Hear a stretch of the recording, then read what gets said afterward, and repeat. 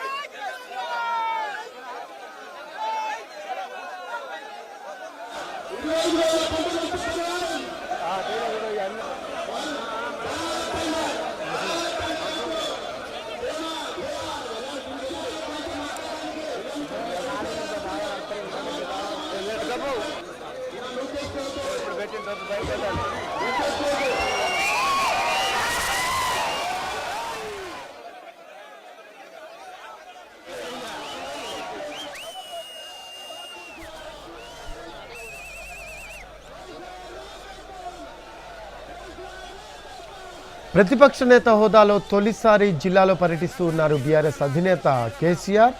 జనగామ జిల్లాలో పర్యటిస్తూ ఉన్నారు కేసీఆర్. దానికి సంబంధించిన లైవ్ దృశ్యాలు చూస్తూ ఉన్నాము. ఎండిపోయిన పంటలను పరిశీలిస్తూ ఉన్నారు.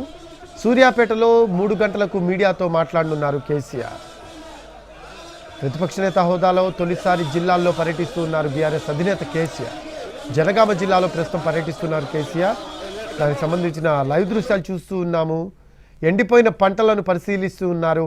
సూర్యాపేటలో 3 గంటలకు మీడియాతో మాట్లాడనున్నారు కేసీఆర్.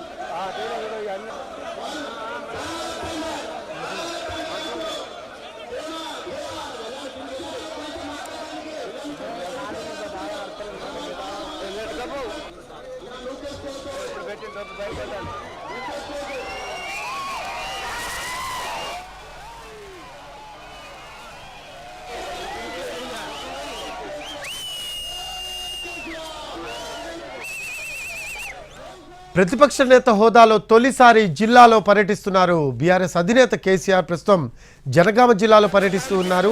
ఎండిపోయిన పంటలను పరిశీలిస్తూ ఉన్నారు కేసీఆర్. దానికి సంబంధించిన దృశ్యాలు చూస్తూ ఉన్నాము. దీనికి సంబంధించి లేటెస్ట్ అప్డేట్స్ మా కరెస్పాండెంట్ అరుణ్ అందిస్తారు. రఫీక్, కొద్దిసేపటి క్రితమే జనగామ జిల్లా ధరావత్ తండాకి పాలకుర్తి నియోజకవర్గంలో ఉన్నటువంటి ధరావత్ తండాకి చేరుకోవడం జరిగింది. ఇక్కడ రైతులు పంట వేసిన తర్వాత పొట్ట దశలో ఉన్న సమయంలో నీరు అందక ఎండిపోయింది అని రైతులు చాలా రోజులుగా స్థానికంగా ఉన్నటువంటి టీఆర్ఎస్ నేత కుదరాకరావుకి చెప్పడంతో చాలా సార్లు వచ్చి పరిశీలించడం జరిగింది. నీళ్లు ఇవ్వాలని డిమాండ్ చేశారు. కానీ సరైన సమయంలో నీళ్లు ఇవ్వకపోవడం వల్ల బోర్లు వేసుకునే ప్రయత్నం చేశారు.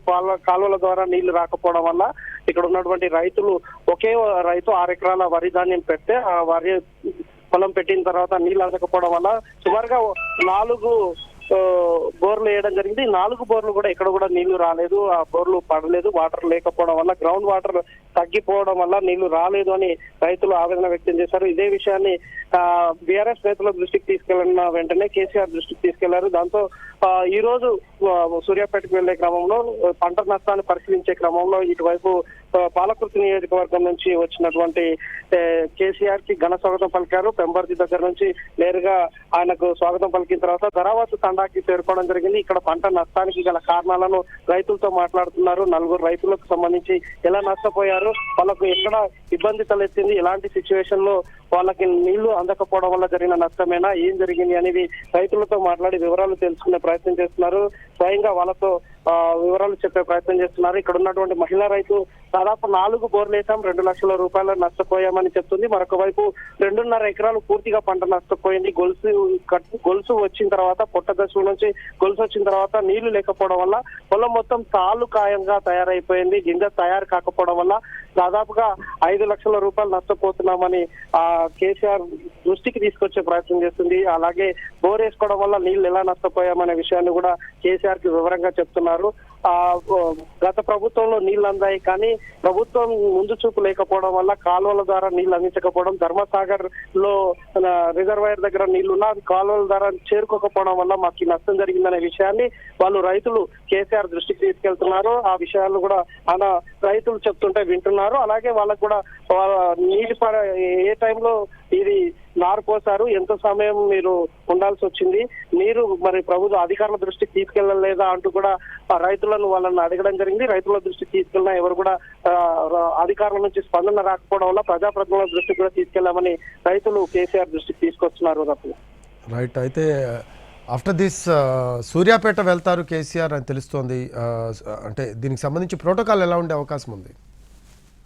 ఇక్కడ ఏదైతే పాలకుర్తి నియోజకవర్గం సంబంధించినటువంటి తండాలో వెళ్తూ ఎండిపోయిన రైతు పంటలను చూసిన తర్వాత నేరుగా సూర్యాపేటకి వెళ్తారు. సూర్యాపేటలో అక్కడ రైతులతో అక్కడ కూడా పంట నష్టానికి సంబంధించి నీళ్లు అందక ఎండిపోయినటువంటి పంట నష్టాన్ని చూసిన తర్వాత లంచ్ తర్వాత మీడియాతో వివరాలన్నీ కూడా వెల్లడించడం కోసం కావాల్సినటువంటి ఏర్పాట్లు చేశారు.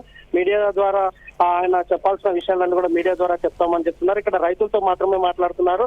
ఇక్కడ రైతులు మాకు ఒక సందేశం ఇవ్వండి, మీరు ఏం చెప్తారు, మీరు చూశారు కదా అనే దాన్ని కూడా అడిగితే నేను అటు వెళ్ళిన తర్వాత మాట్లాడుతాను అని చెప్తున్నారు. ఇక్కడికి వచ్చినటువంటి కేసీఆర్ కు స్వాగతం పలికేందుకు జిల్లా ముఖ్య నేతలందరూ కూడా చేరుకోవడం జరిగింది. ఇక్కడ నుంచి నేరుగా వీళ్ళందరూ కూడా సూర్యాపేటకు వెళ్ళడానికి కావాల్సినటువంటి ఏర్పాటు చేశారు.